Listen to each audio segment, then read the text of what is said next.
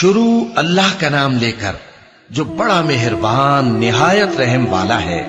جب آسمان پھٹ جائے گا اور جب تارے جھڑ پڑیں گے اور جب سمندر ابل پڑیں گے اور جب قبریں اکھیڑ دی جائیں گی، تب ہر شخص معلوم کر لے گا کہ اس نے آگے کیا بھیجا تھا اور پیچھے کیا چھوڑا۔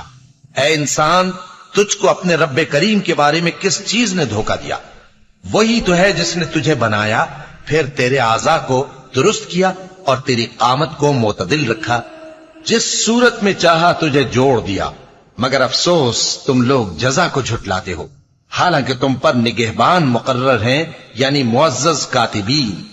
جو کچھ تم کرتے ہو وہ اسے جانتے ہیں۔ بے شک نیکوکار نعمتوں کی بہشت میں ہوں گے اور بدکردار دوزخ میں، یعنی جزا کے دن اس میں داخل ہوں گے اور اس سے چھپ نہیں سکیں گے۔